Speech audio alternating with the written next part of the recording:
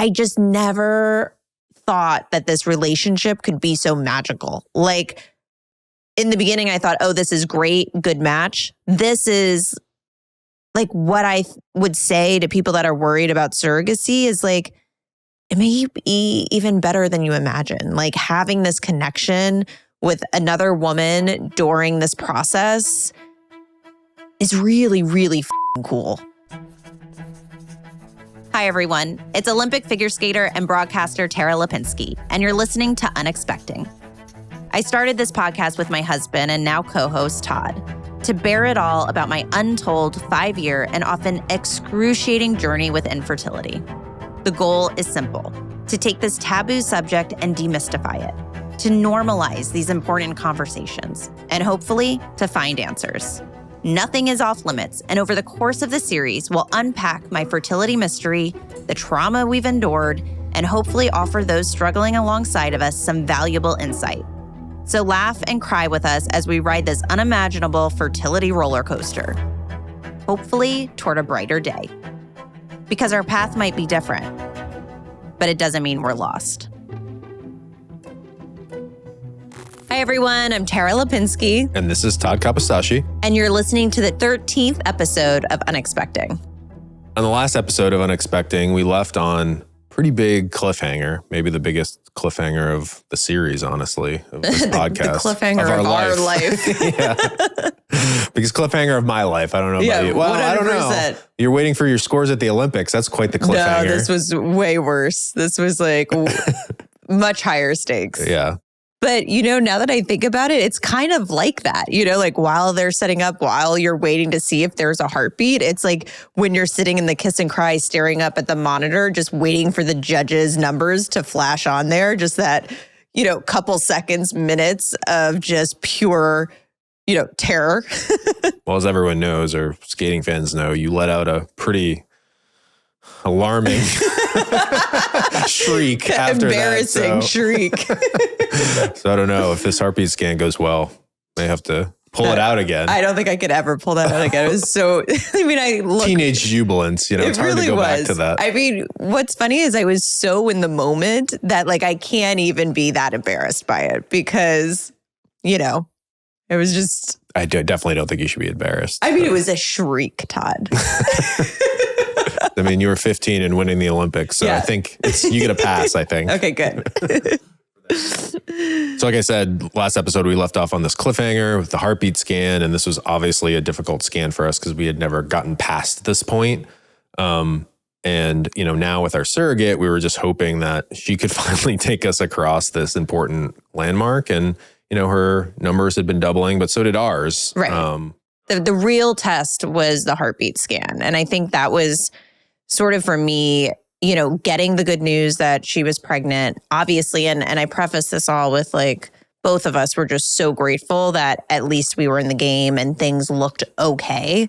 But it really was difficult to believe that anything would be different after doing the same thing on repeat for 4 years and going into a heartbeat scan with no heartbeat. Yeah. And it would almost be confirmation a little bit of the immune issue was really at play here. Right. If the same thing, same sort of embryos we had made, many failures with you, right. At that scan. And then, hopefully the surrogate, Michaela, could make it work.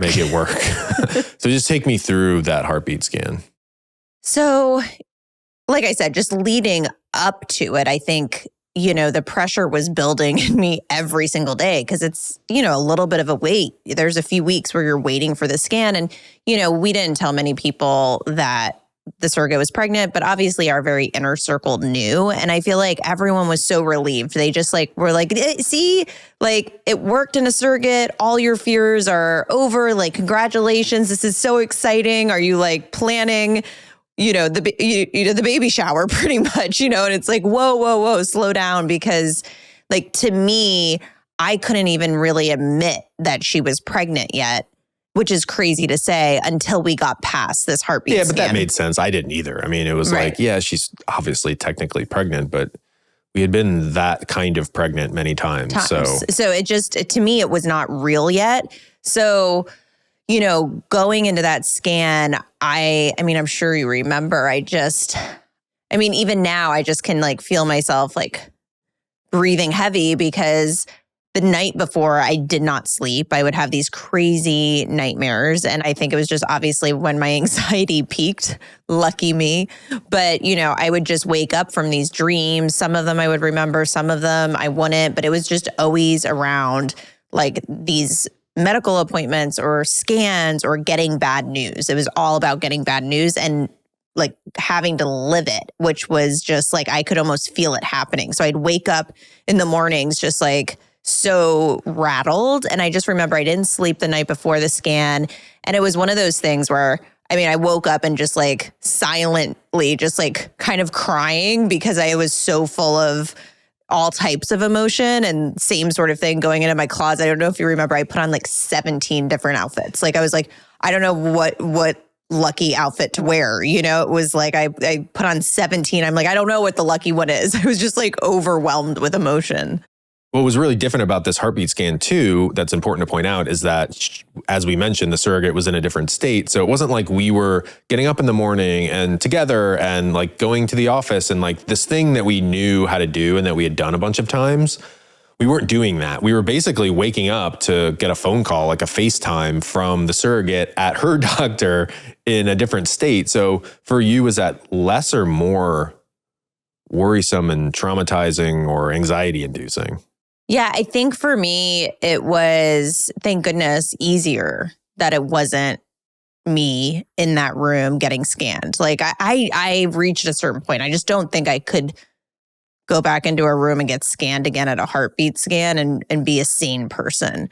So I was very grateful that it wasn't me in that moment. But Michaela and I had a plan, and the plan was that she was not going to FaceTime me or call me before there was an actual heartbeat, because there was just no way that my heart could have taken it. I didn't want to be on the phone while she's preparing or getting in the room, or I'm seeing the initial part of the scan. Like, didn't care, didn't want to know about that, just wanted to know if there was a heartbeat. So what I told her to do is, if there's a heartbeat, to FaceTime me.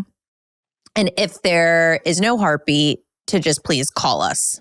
Which is actually kind of weird for you that you decided to do that, because it is like, you know, one way or the other, you're going to kind of miss the moment, which I would have thought no matter what, you still would have wanted to kind of hear that, I know. See that. Like, I don't know how to explain to you that sort of like the PTSD or, you know, the quote unquote pregnancy, even though I wasn't actually pregnant, pregnancy after loss, what that really does to your mind. But like, I didn't care about this magical appointment. Like, there was one thing on my mind, and that was just a heartbeat. And I just know that like my heart couldn't have taken it if I had to watch it again. So we're essentially, you guys had worked this out. We're, you know, the time where she's supposed to go in, essentially just like both with just dead eyes staring at your phone, basically praying that we see a FaceTime. Because if it's a call, then there's no heartbeat. Then there's no heartbeat. So I almost set it up where I mean, remember, I was just like terrified that if I didn't see the FaceTime screen pop up, that it was over. So just take me through getting, you know, a call or a FaceTime.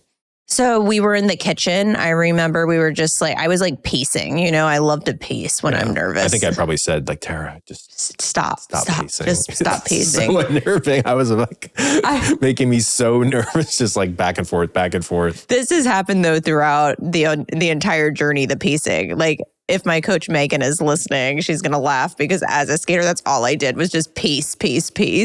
And like, I can't stop it. So I was pacing around the kitchen and you were standing still. And then kind of our fertility journey in a nutshell. Exactly. And then a FaceTime call popped up on our screen. FaceTime. And it was just so surreal. Like, it couldn't have been happening to us. Like, this is not, we don't get this news. Like, this doesn't happen to us. And it was like, I almost didn't believe it. And, you know, obviously, all I remember, you probably have more of a memory. Like, I was just sobbing, but like that ugly sobbing of just like years of all of this trauma like pouring out of my eyes. We were doing two very different things. You were bawling your eyes out, and since we were in the kitchen, I was doing laps around our like kitchen island. Victory laps. Yeah, it was like Yay! the touchdown celebration, going nuts. But the thing I actually remember like so vividly, that was so strange, like thinking back, or it was strange in the moment, honestly, was the doctor like was so nonchalant, and not in a bad way at all. And like every other appointment he had that day, probably he was like, oh, there's the heartbeat. And like it was also normal. And like, he wasn't like celebrating because he didn't know, like, you know, of course he knew obviously the story, but like he didn't know what we went through. It just felt like also easy and normal. And it was like, he shrugged and he's like measuring things. He's like, oh, it's all measuring right. It's like, wait, what? Fantastic. It's like, fine? What do you mean it's all fine? Yeah, like I couldn't understand. That was another thing that was very interesting for me. It was like, I almost didn't know how to accept good news. Like I didn't even know what to say sometimes. I was almost like just quiet. And because what do you mean it's good news? Like I would just be waiting for him to say something. And then he would never say something. And I'd be like, is that the end of the appointment? Like everything's okay. Was. And then I would walk around and like, I remember after the heartbeat scan, I kind of walked around just sort of like in a daze where I didn't recognize that it was still real. You know, it wasn't like the Olympics when you win and then like, there's just like, I believed it. Like I almost didn't believe it. It was just like, I sat there stunned for hours, just thinking like, is this real? Is this actually happening? And then I just remembered too, like Michaela, like, cause we were on FaceTime and like just seeing her, like I couldn't really tell, but it seemed like she was a little bit emotional because I'm sure it's a lot of pressure too. Like she was probably very relieved. She was very relieved. These two nut jobs, like staring at the phone into it, like oh my God. So it was just one of those moments where, you know, I guess at the end of the day, you know, and I'm sure there's people listening now that are in the trenches of infertility and wondering like, wow, like how does that happen? Like, believe me, I get you, because I like couldn't understand how that was happening because we were always the people that watched everyone else sort of move on into a different phase where it eventually worked. And it just never did for us before this moment. So what is the emotion then in that moment, if you can kind of describe it? I guess I don't know how to describe it other than just pure relief. And obviously happiness and, you know, thinking that maybe our lives are going to finally change and we're not going to be in the same awful hamster wheel anymore. Yeah, it was like the cycle had changed finally, which was such a great feeling. Right. Because like, if you look at our story too, like I said, there was never a lot of variation. It was the same thing over and over again in the same ways, which I think like I'm so interested in like how that has affected me and the trauma I experienced, because it really was like you were waking up and like reliving. It was like a movie, like deja vu over and over again to like drive someone insane. And everyone was like, oh, she's pregnant, everything's good. And for me, that heartbeat scan finally put us on the normal playing field with everyone else. Like before that, we just had so much bad luck that we couldn't even be on the regular playing field with every other pregnant person in the world.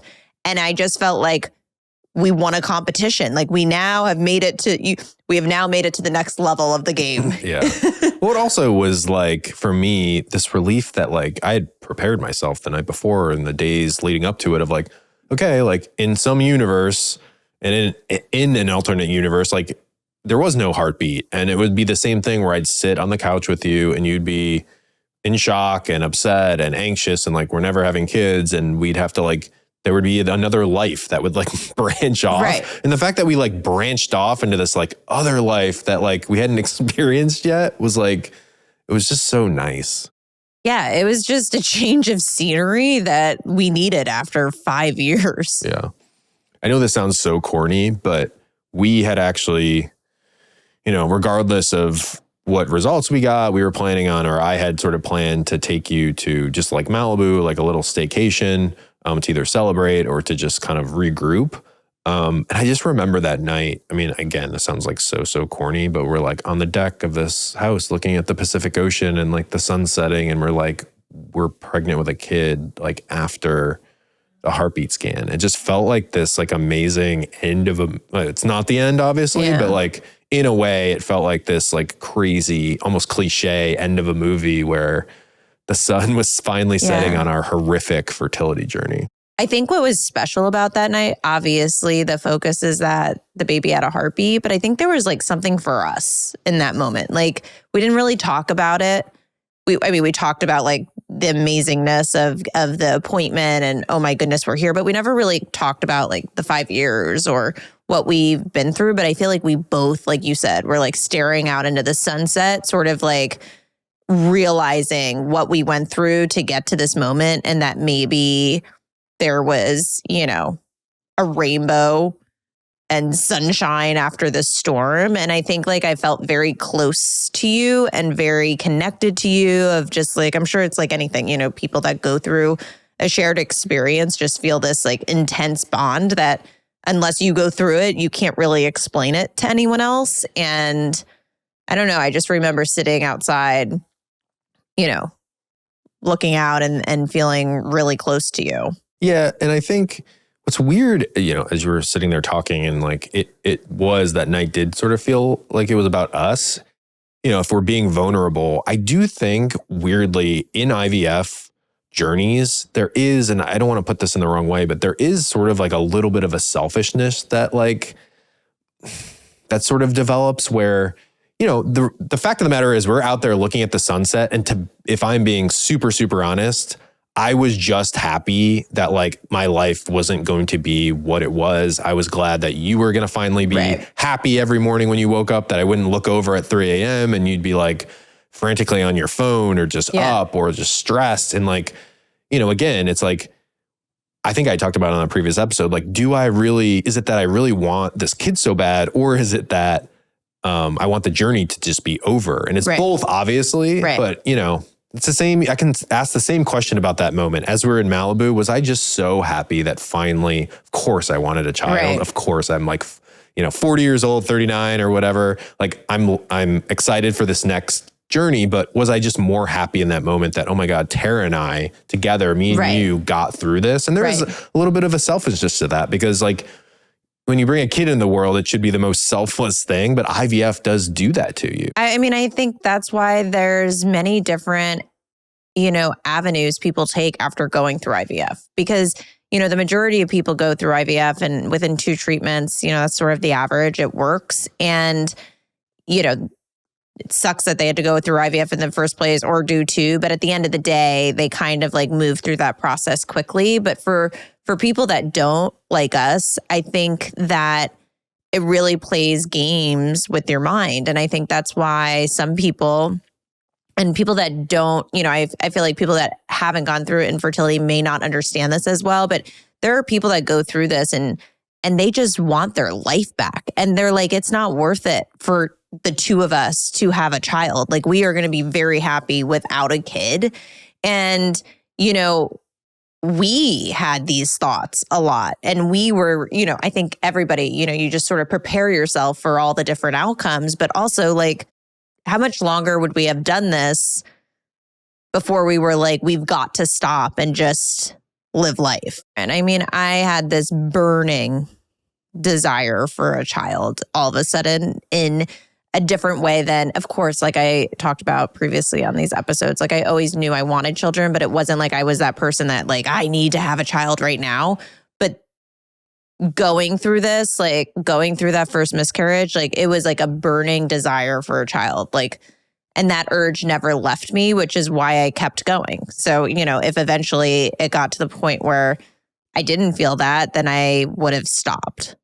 One of the big benefits too of the heartbeat scan and just being so excited about everything and getting through over that hump was finally getting to tell like our parents and like very close friends that, we kind of think we're through this like massive hurdle. Because as we talked about on the podcast, it just gets depressing, like calling my parents and being like, yeah, another loss or a bad retrieval or the transfer didn't work. And, 4.5 years of just repeating that just like gets old, and to finally be like, yes, it like worked, or there's a heartbeat, was like so awesome. It was so awesome to hear also a different response, because I just feel like I heard so many people that were close to us take these phone calls where we told them the bad news time after time, and they would have the same sort of tone and answer and supportive, like, oh my goodness. And like not knowing how to respond. Like people know how to respond to good news, not bad news. And so, but I like it was so refreshing to hear the excited good news tone, and just like, I don't know, shake it up from all of those phone calls where it was just so depressing. Yeah. I mean, obviously we were telling close family members and close friends, but, you know, just because we were past this heartbeat scan doesn't mean it was like, oh, tell everyone, tell like, you know, the guy at Starbucks that we're like expecting a baby. I think there was still some PTSD from the losses that kept you a little bit isolated on everything, and not happy-go-lucky about the pregnancy. You were still worried about the pregnancy. Yeah. I mean, what's interesting is what I talked a little bit about in the last episode, where I was like, I don't know if I personally want to be pregnant anymore after all that I have experienced. Like the magic was gone.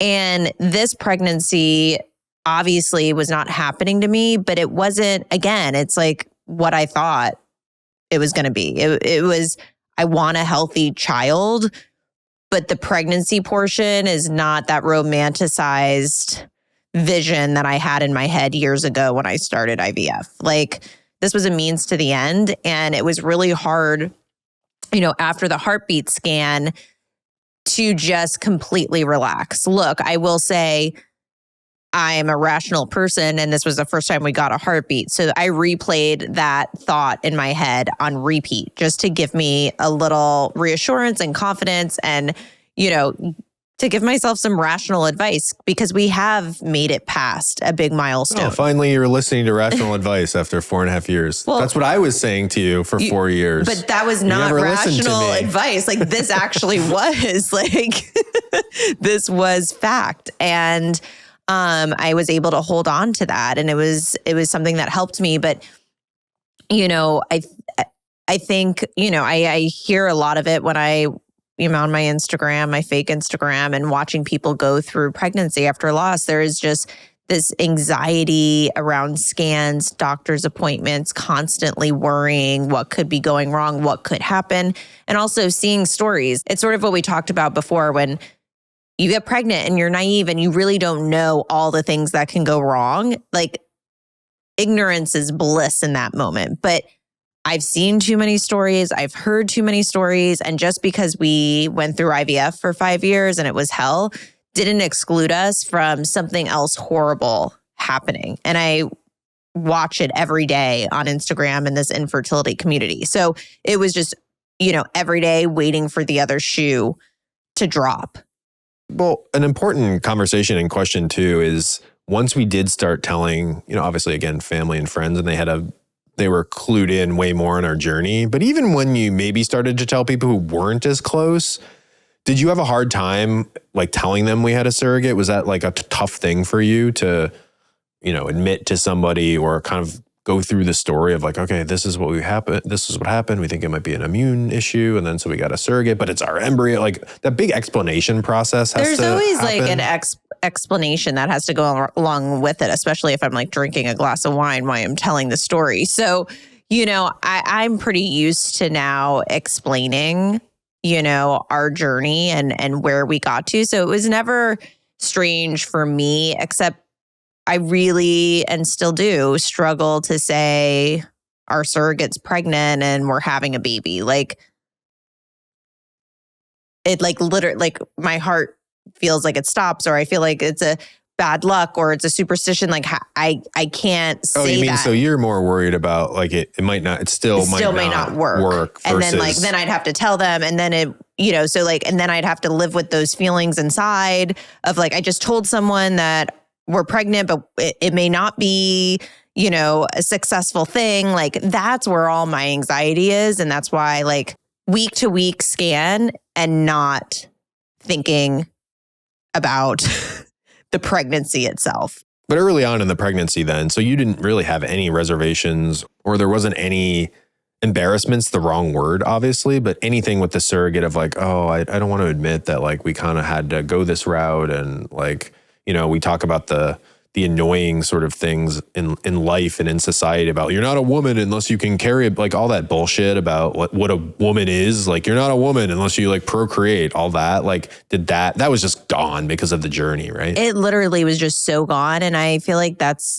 the craziest thing. Because if you talked to me about surrogacy 4 years ago, I would have felt like, oh my God, if I do surrogacy, I'm going to feel like, you know, I didn't win, or that, you know, I'm going to always wish it was me, and I'm going to feel all these feelings. And I mean, I don't know. I mean, you see it. I don't know what happened, but it completely flipped for me. And I'm now on the opposite end of the scale. Yeah. I do wonder, I'm curious because I am getting one experience with someone who went through a journey and then used a surrogate. I do wonder in the community if like other women and couples struggle more with like that feeling. Because there is a stigma, like we've talked about it a little bit on the podcast, but there is still a stigma of why people do surrogacy and what it means, and having to explain people like there's nothing wrong with obviously donor eggs, but like you do want to kind of tell people like, oh, we didn't have to go that route. This is our embryo. And like, you don't want to do that because then you're like, oh, am I belittling? Like, there's nothing wrong with donor eggs. Why do I feel this like weird egotistical thing that I need to like express? Well, I think because it's our story. And I think that's okay too. I mean, look, I feel like throughout this podcast, we've tried to really be so aware of every different infertility situation there is,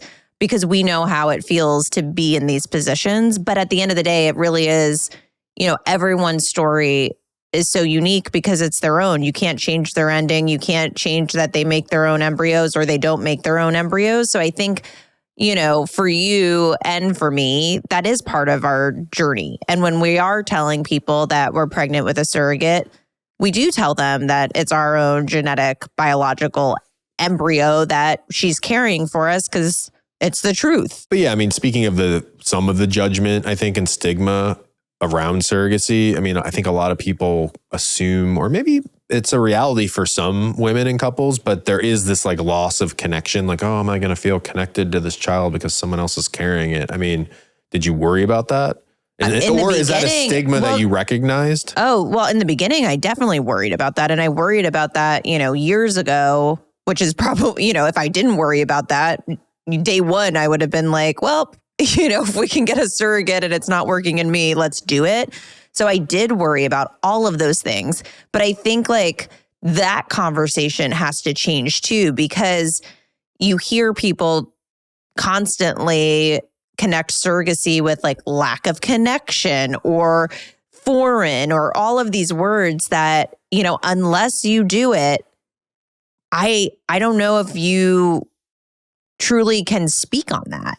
You know, you may have carried your own child and feel that connection and think I could never do it another way, but then maybe try a surrogacy and see if you still feel that way after. Because now all of these past moments are making sense for me. When the woman and I talked who went through years of infertility and did a surrogate, and I was so annoyed at her because I was like, stop telling me just to do a surrogate and act like it's the best thing you've ever done. And it's so silly that I'm waiting this long. And, you know, I just was so like angry in that moment. And now I'm like, oh my God. He was right. Yeah. You are so right. Like, I know exactly what you feel. And I even remember some of the things she said of like, wait till you just do, like, I promise, just do. She was just like, just do it. Just promise me. And I was like, lady, like, what are you talking? And now like, I understand, because when you go through the process, you know, it's definitely not what I thought. Well, there's an argument to be made that I think you'll agree with, but there is an argument to be made, and it seems kind of silly, but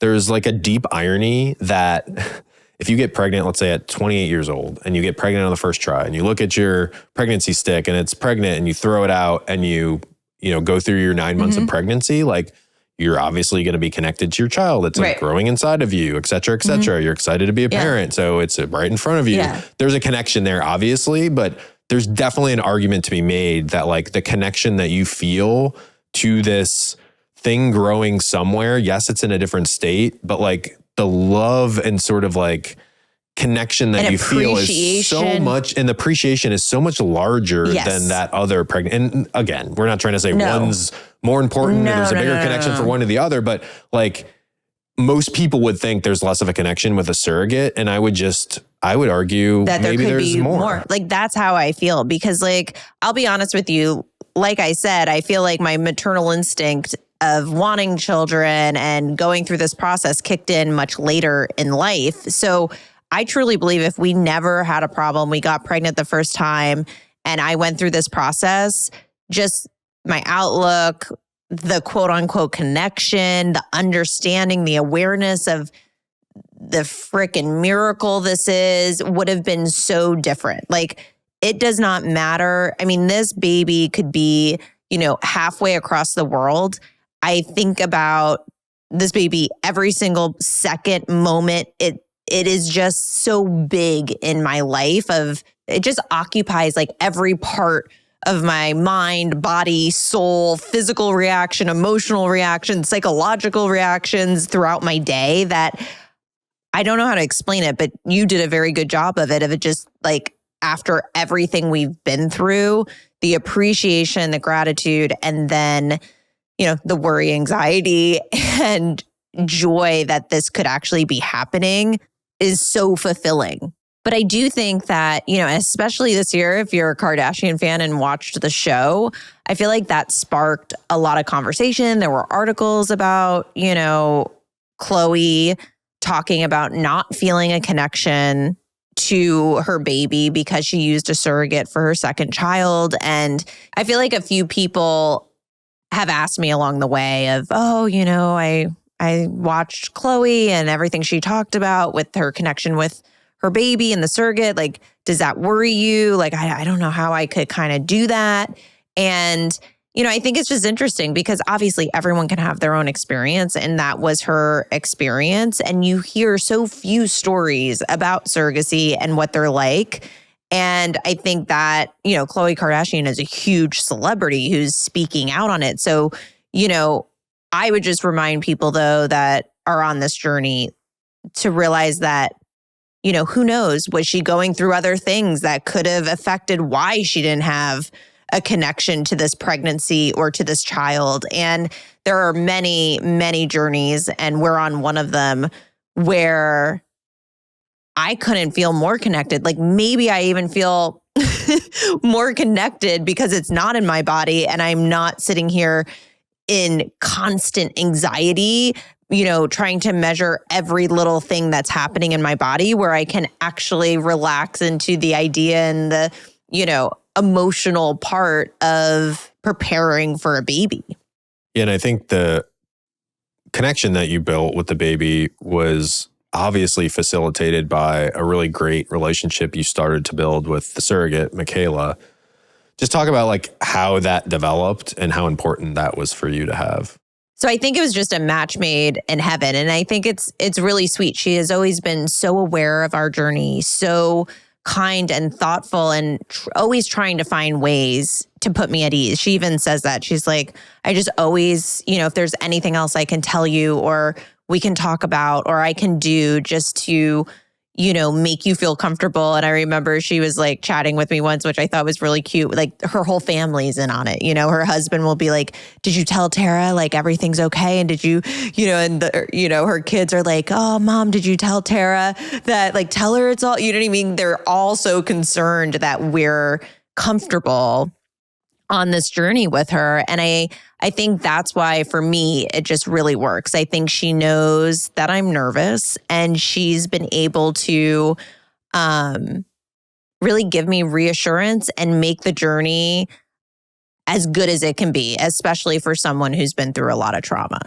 Yeah. And I think one of the important things too, that you guys started talking every day and just being connected. And then I think what Michaela did that was so awesome was, like you said, she's trying to put you at ease, but she would also make sure that you were like, oh, like the baby kicked today, or, oh, here's some pictures of my belly. Or, she kind of like did a lot of things I think that were important to have us both feel like we were a part of it. Cause that was my biggest concern. Is am I going to feel like I'm just not a part of this thing where it's happening somewhere else?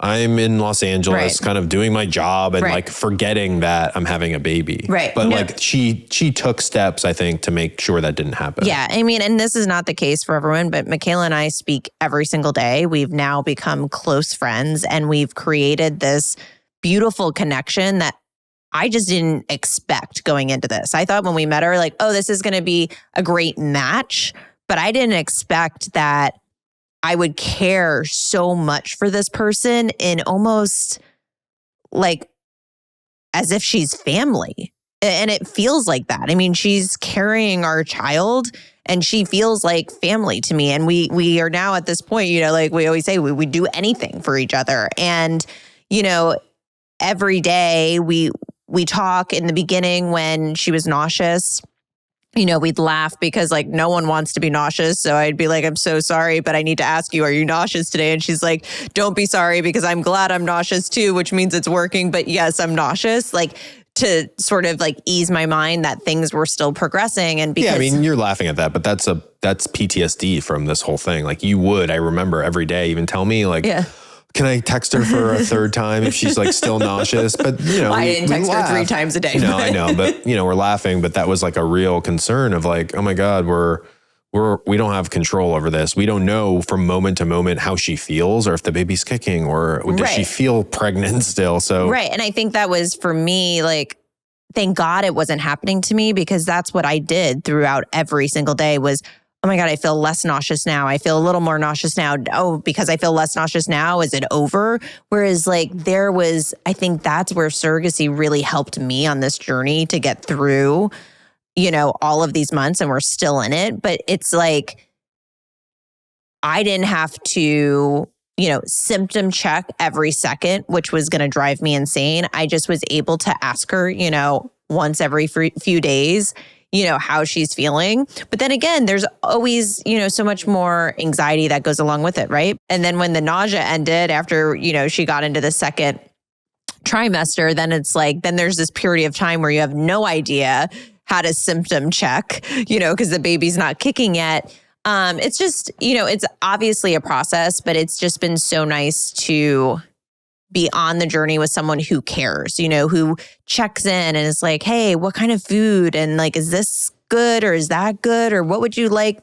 Like, it was just it was everything that I worried about in the beginning, the control that I felt like I wasn't going to have, the trust that I thought was going to be hard to find, all of that just worked. But I also wanted her to be comfortable. So I feel like it was this really beautiful, you know, relationship where, yes, in my mind, I had a worry and I'd be like, hey, how are you feeling today? Like, let me know. But at the same time, making sure she was never nervous, making sure she never felt my anxiety, making sure she was, you know, as comfortable as she could be and relaxed and enjoying the process as much as she could be as well. So I just think it was like interesting to see how I think we both took care of each other during this time.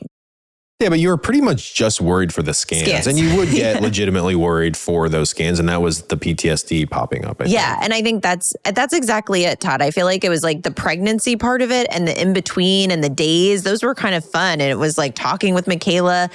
It was the preparing for any type of doctor appointment and scan. And like, this is off topic, but something's happened to me from that. Like, to get even my normal annual scans this year. Like, do you remember that? Like, I would make the appointment, then cancel the appointment, make the appointment, then cancel the appointment. Like, I didn't want to go to a doctor. Like, I'm terrified of like bad news and doctors. Yeah, and that just speaks to the whole point that we keep driving home and that you keep making is that, yeah, I somewhat mourned being pregnant, but I couldn't have been pregnant probably. I would have been like a nervous wreck. It wouldn't have been fun. Like everything I thought pregnancy was not that anymore. And so to have a surrogate, especially as awesome and empathetic as Michaela, like this was the situation for us that worked. It really was. It really, that's it. You said it perfectly.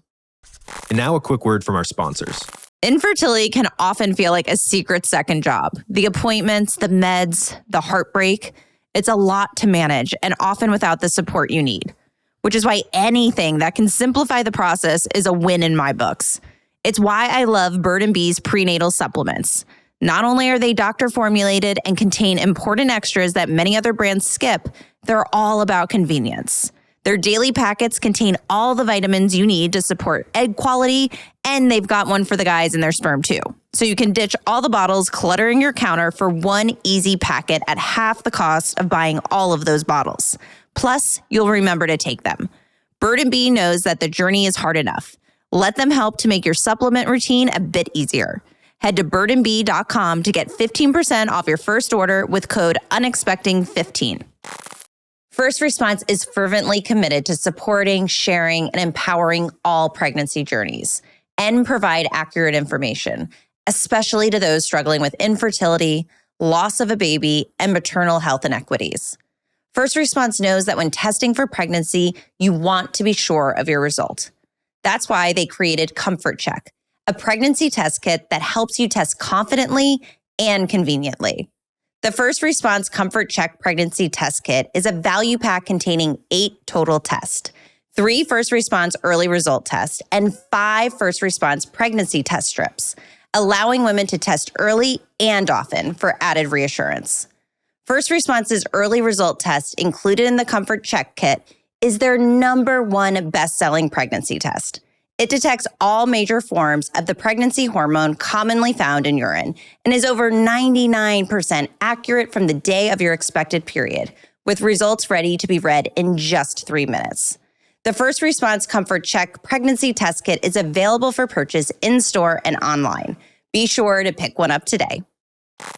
Like everything else in life, surrogacy can come in so many different forms, like you said. And I think we got so lucky with Michaela. We went through a very specific journey that you had expectations of how you wanted to go. You had PTSD from, the appointments. So you were stressed about the appointments. I just think we had a very specific set of, circumstances that led to the relationship that you had. So I think, even looking at Michaela, and I don't think she'd be upset if we said this, like her other surrogacies were transactional. Right. They were international. The people essentially showed up at the she made it seem sort of like there was very little contact, a different language. So they came to the hospital and handed the baby over. And that was a certain way that it went. And that's totally fine. Right. I think we had a different one. And maybe even those added to the fact that she wanted a relationship with. Yeah. And I think I'd say that anyone who's going through this is really think about that when you're matching with someone. Obviously, at the end of the day, get a baby here and get a healthy baby here. And that's all that matters, but if you have the benefit of finding someone that has a similar outlook on how you want this journey to go, it's really important because she said it right from the start. She repeated it many times. I am in this because I want a connection through this journey and I want, communication and I want to build a relationship. Yeah. So, but it's also worth pointing out, honestly, I don't know, I shouldn't say annoying celebrity names, but people talk about Paris Hilton kind of just seemingly didn't really want to be pregnant and got a surrogate. That's actually totally fine if she wants to do that. Whatever she wants to do. There'll probably be a lot of people too, maybe who even go through surrogacy journeys and are so scared. Maybe they have more PTSD than you did and are I just want to pretend someone's not pregnant and then hand me the baby. Right. That's okay as well. That's okay too. So, if you don't want any communication, because I can see that as well because look or feeling weird about having a relationship even. I bet there's people who, wanted to be pregnant so badly and then maybe are upset that they couldn't and then they have the surrogate and they don't want to talk to them because they're angry. I don't, who knows? It just we really been through it all and have seen every side of infertility that I feel I have so much compassion for every person out there. Whatever the fuck you want to do, you just do because whatever makes you feel good, that's how you should do it. And I feel it's also interesting. It's we're talking about our journey and sharing openly about our journey. And I feel people will, be oh, that's so great that you're able to lay it all out there. But I also feel I should say it's okay not to. And I talked about that in the beginning of how for 5 years, I wasn't in an emotional place, mental place to do that. And even now I'm a little scared. We're doing it through the last year when we didn't have a surrogate pregnant. And now we're doing it while we have a surrogate pregnant. And, I still feel scared. And I just want, obviously we talk about wanting the conversation to be about infertility and miscarriage to be destigmatized and not this taboo subject. But I don't think that like women need to feel the urge to like tell everyone if they're not comfortable doing so. And I think that's also why at certain points in our journey, we didn't tell friends. I didn't tell the public. It's just like you have to be ready to share. And maybe you're never ready, and that's okay too. And if you are, then it's great. I think why I really wanted to do this podcast is for, of course, the people in the trenches, but also for the people that have gone through this experience and maybe they're years out of it, or even people that like, truthfully, I really want to do it for the people that don't understand infertility or have never been through it. I think it's just, for me, validating and having other couples and women, their feelings heard, seen, understood, that, oh, when I felt like that with a loss, or when I had this feeling, or I seemed crazy to my husband, like I want them to know that all of that was okay, is okay. And like, I feel like that's one of the main reasons I wanted to really talk this openly about things. So the next big kind of landmark to worry about is the 20-week scan. Can you just explain what that is and why you were kind of scared of that? Yeah, well, the 20-week scan is the anatomy scan, that big scan where they kind of check every body part and make sure that the baby is looking good and that they don't see any major concerns or issues. So the 20-week scan was, one I thought about for a while. So we do get to the 20-week scan, which you were pretty stressed about, which is the anatomy scan. And it went well, right? Yeah. Another instance of like, what? Being nervous and then, it's measuring like 50%, like kind of perfect. It just is so strange. I mean, the interesting thing I remember about the anatomy scan is like we had brought Michaela to Los Angeles to our doctor, to go to the scan with her. And, so many friends and people that have been pregnant were like, oh my God, this is the best part of the best part of the pregnancy, the best scan. Yeah, you get like the images. You get the 3D images. Yeah. And like, it was really hard for me to have those conversations and so silly, but like, and I felt bad because in my mind, I was like, okay, yeah. Like I didn't want to go. Like I truly was thinking of ways to get out of going to the scan, which makes zero sense, but I did not want to go. And I remember just what excuse could I come up with? And like, she can just call me and tell me everything's okay. Like, I don't want to go. That's how terrified of these appointments I was. And then like we walk in and we sit down and we're at a high risk OB, the same doctor that saw me throughout my pregnancy. So I have like a lot of emotions being back in the same office and just, remembering how things would go. And, I don't really like to look at the monitors anymore because it's like upsetting to me. So I just stare at the doctor's face. Like and I can I just stare to see if I can read any type of emotion. And, as we were going, I saw I don't know, like a wrinkle in his eyebrow at one point. And I was like, what is everything okay, Dr. Platt? Everything okay? And he's like, yeah, 1 second. And I was like, oh my God, what is happening here? Like he's saying, like, I'm picking up all these things. And he's like, he kind of like laughed. He's like, oh, it's all good. I thought I saw a small hole in the heart, but it's not. It's, I just kind of looked at it and it's not. And I was like, oh my God. Like, you just are, like I said, you're just waiting for the other shoe to drop. There was another sweet thing that happened in the scan itself was because of all these appointments, and to your point of just caring about the really big picture and not the small stuff, I had never heard the baby's heartbeat because it just didn't feel that important. As long as someone said that the heartbeat was good, I'd see it on the screen and the tech would say it's 130 or 140 and it's good. Like, that's all that mattered to me. So like that extra fluff of like, ooh, let's listen to the heartbeat. Just like, I don't know, like I lost all of this, which is sad, like I lost all of this like innocent excitement for some of these moments. And I just wanted to know the baby was healthy. But Michaela probably was confused, like we haven't heard the baby's heartbeat. And, she was so sweet. I'll always remember this. She's like, she like pretty much asked, she's like, let's play the heartbeat for Tara.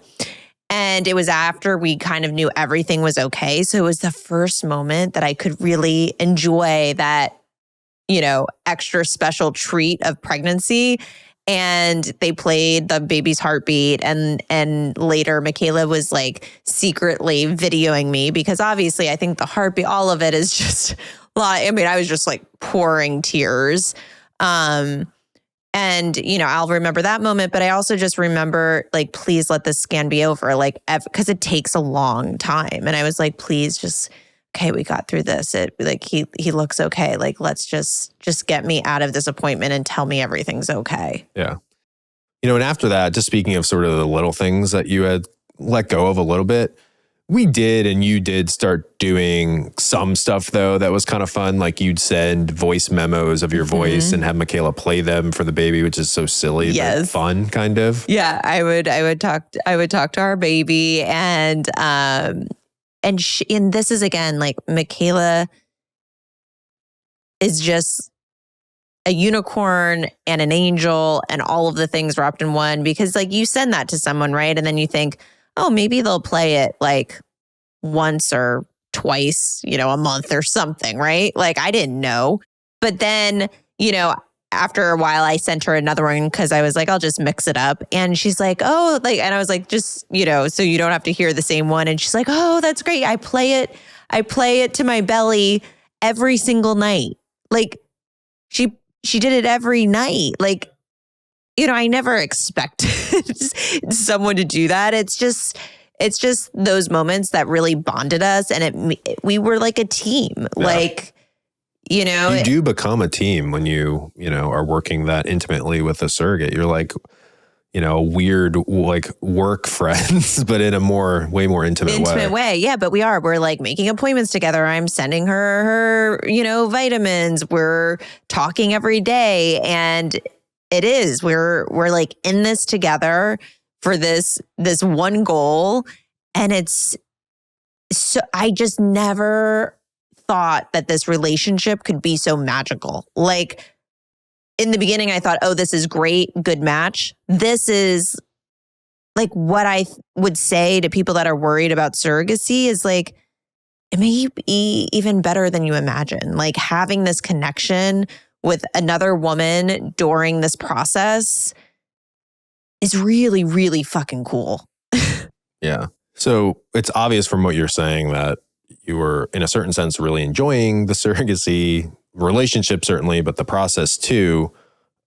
We have talked about in the last, I think now 2 or 3 episodes, this kind of like seesawing thing of like, okay, like let's start, kind of investigating a surrogate because I still want to carry, but we're not sure. We have this immune issue and the septum needs to get cleared out. And it was always kind of this backup thing. Then after the immune thing, it was more like, okay, we got to get a surrogate. But yes, I still want to maybe try. I can do like a treatment for the immune issue. It would be great to maybe simultaneously like try to get pregnant like with Michaela. And then that was our plan. 2 kids like more quickly and, the Irish twins sort of thing. It felt like at some point along the way, like early in Michaela's pregnancy, that just like wasn't talked about anymore. And to be honest, I just didn't, I don't know why. I haven't really thought hard about this. I kind of didn't bring it up. I think just things were going well. Like there hadn't been complications with Michaela's pregnancy. And fingers crossed, there still aren't. But you just kind of stopped talking about the caring part of it. So like, do you know why? So this is going to be weird to talk about because I'm still like very, this is present day kind of dealing with these thoughts and emotions every day of not knowing how I feel. I think that I was probably worried what the surrogacy journey was going to be like. And what happens if I was that person that was like, I don't feel a connection. I don't feel great about this. I'm freaking out, then I think getting pregnant or trying to get pregnant on my own would have, been a much more urgent desire. So I think there's like a couple parts to it that I just love this surrogacy journey, which is just so insane. Because if you just asked me 4 years ago, you would be like, "Are you Tara?" Well, that's the reason why we added some time onto our journey. Right. Honestly, is because you were like, I have to be pregnant, right? And I don't know how I could become this completely opposite version of myself, but I did, and I freaking love this journey with Michaela. So that's part of it, and then the second part, I don't understand really. Like, I wanted to be pregnant so badly. Like, I would have given up anything to experience pregnancy. And I just don't know why I don't right now want to do it. I do. Why? I think you're scared of, I think you're horrified of like something going wrong, the scans, the trauma, like going through that again. I think at a certain point when Michaela's things were going well and you were enjoying the process even a little bit, I think the getting pregnant part just seemed to, go to the back burner very quickly. Yeah. I guess I'm still struggling with trying to understand how I could flip-flop so quickly. And, usually I just was on top of it, trying to get pregnant again as soon as I could and figure out a problem. And it's just like, I find myself I just don't have the urge to do it. And I just think it comes down to like, and I think even seeing this surrogacy pregnancy, like it's been magical with Michaela. But again, it's like, I just bottom line want a healthy baby.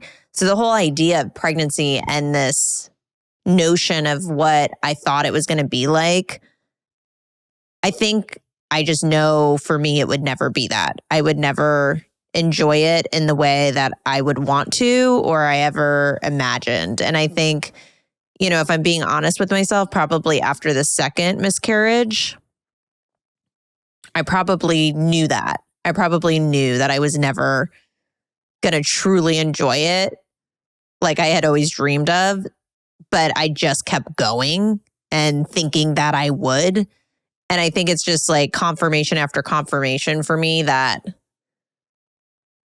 infertility stole this from me.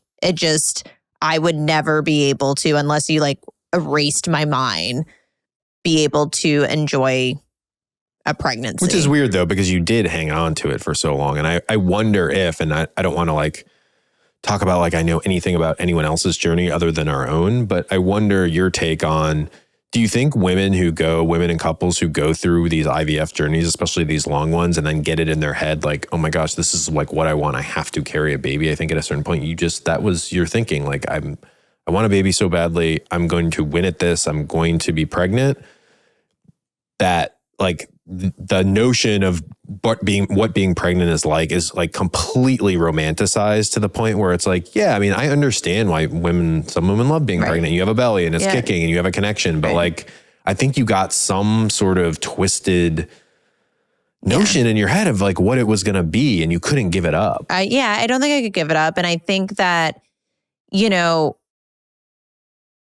but maybe it was also something about like, it would kind of erase the trauma that you had in some way too. See, I mean, I feel like we're talking it through now because like I truly don't know exactly why. And I think there's probably so many reasons that go into it. But I think it's also like what I was talking about like earlier of like just the bottom line that 4 years ago I didn't quite get when I started this. Like the person I was then is so different than who I am now. And things that mattered to me then just don't matter to me now. Well, yeah. So not to like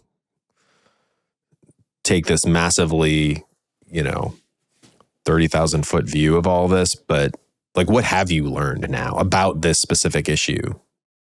Like, just, having a baby in our arms, a healthy baby in our arms is all that truly matters to me. None of the how it gets here, none of what happens, none of nothing to me matters, because I feel like I realized I got to so many points where we thought that it just may never happen. Like, there may never be a child in our home. So like all these little things like just don't matter. It's like, even now thinking ahead to birth or a birth plan or like whatever it is, there's no connection to any of it other than like, I don't care about any of it. Yeah, you just quickly... I just want a healthy baby. Yeah, you quickly realize what is important, because it, even thinking about like, gosh, I hate to even just say this, but people who are so unfortunate to have to go through like a stillbirth or something, do you think those people in the hospital, like when they're going home empty-handed, are like giving two shits about like, again, not to like go back to our thing, but like playing Dave Matthews for their kid, or like the kicks or the connection I have, or the like whatever the fuck, like they do not care about that, about all the romantic, things about gender reveals and being pregnant and what it feels like. And I'm not like diminishing that connection that women have when they're pregnant, but like ultimately it doesn't matter. I mean, it really doesn't. It's amazing, right? And like I said, if you're just innocently going through this, it's amazing. But to your point, there are so many, and I see stories, so many women and couples that walk out of a hospital after, a 38, 39 week stillbirth. And like, to your point, do you think like if they had a choice, if, God or the universe was giving them a choice of like, you were pregnant for, 9 months and you were able to feel those kicks and you played Dave Matthews to your belly, or you can take home a live, breathing baby today. Yeah. Like what is important? And I think that's just like where my whole mentality changed over this process. Because in the beginning, those things were important to me. I was like, no, I want it all. I want all of it. And then you quickly realize like through trauma, like I said, unless they erased my brain and I became a robot that forgot everything that happened to me, like there was just some sad facts of the reality of our situation. So the pregnancy with the surrogate's obviously going well. Just in terms of telling people, like we had still kind of, I mean, it's weird. I have like, I'll think of certain friends that I'm like, oh my gosh, I haven't like told them. Right. Which is weird. Or like, oh my gosh, a work person who I work with all the time, I just haven't mentioned that like we're pregnant by a surrogate. And, you had... for little parts of the journey, like when you had your endometriosis surgery, you like posted on Instagram about it, but you obviously didn't post that we were pregnant. And both of us, I don't think, told that many people. We really didn't. Why? Well, because I'm scared, and I'm still scared right now. Like, before we started here, what were we talking about? I'm like, I feel like I just can't get it off of my mind. Like, is it all going to be okay? And I think, even my close friends, obviously they knew, but it's funny. I'm sure if you ask them, like I prefaced or said every conversation, like whether they were asking about, am I getting excited about something? Am I buying anything? Like it would be like, I just, just taking it one, like that was my thing. I'm just taking it one day at a time. And hopefully this will turn out to be a successful pregnancy. Like the really annoying athlete post-game interview when they say one game at a time. Yeah, I just had to answer that way because I'm scared and I don't know if everything's going to be okay. And I don't feel comfortable just saying, yeah, I'm buying things or everything's okay. And, even now, it took me a long time to buy something because I just was like waiting. Well, yeah. And to be fair, there were a couple little hiccups. Like recently, actually, Michaela had like a little scare where she started bleeding and actually called us and said she was going to the emergency room, which I think we got snapped back a few times into this like, oh gosh, like could something go wrong, or the sort of PTSD anxiety that we got so used to. Yeah, I think what's interesting is like, obviously up until the heartbeat scan was like so nerve-wracking. And then like to the 20-week scan, it was like, you're not going to really breathe easy. And then after that, I started to like, I couldn't tell anyone this, but I started to believe like this could happen. But again, like I can't explain to you how surreal it is to get good news and not believe it. Like I would say to myself, like, this is happening, but I don't know if I actually believed it. I don't even know if that makes sense, but that's how I felt. But then this happened, and I realized that after that 20-week scan, I definitely started to like relax a little bit more into trusting it was happening. And then I was like, oh, here it is. Here it is. Like, this is, of course, this is going to happen. And, you know, I am so grateful. Michaela is so on top of things. The moment she started, you know, bleeding, and the moment that it happened, she was like, I laid down for a little bit. I went back in. It was still there. It was more. And it wasn't even like she called me to tell me, like she's so on top of it. Didn't even call me to ask what to do or go to, I mean, many people could have been like, oh, I'm bleeding a little bit. I'll go to sleep and see how it is in the morning. Like that would have been my biggest fear. And instead, she called me when she was already at the emergency room, because she like took the steps to be like, get me in the car, let's get to the ER and find out what's happening. And it was just such a relief to know that I had someone like so responsible, taking care of our little baby. But yeah, it was terrifying. It was like a 12 a.m. call. And I was just thinking like, oh my God, is this it?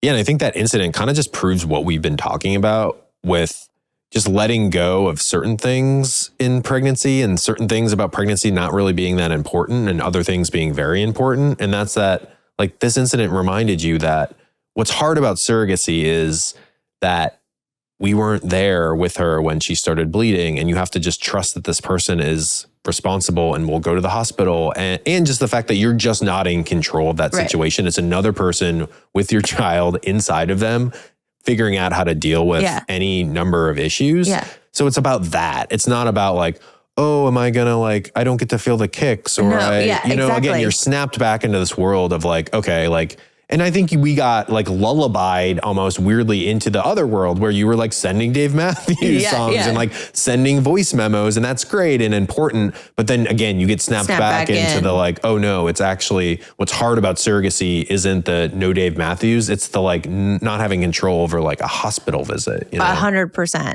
And you were sort of up all night, I remember. Yeah. Well, because then I was like calling all of the doctors and wanting to really find out, because, you know, this was just the ER, you know, and we needed to find out what was going on. And, you know, it was a little confusing. Could have been a UTI, but then they did a culture and it wasn't. But yeah, I mean, it ended up being a benign issue. It kind of stopped and it was fine. But I think, like you said, it just sort of snapped us back into like anything can happen at any time. And we actually like started, to your point of enjoying life, like these past few months, we've been like having people over that we haven't seen in 4 years, and, you know, reconnecting with the world and friends, and like really just like living a little bit.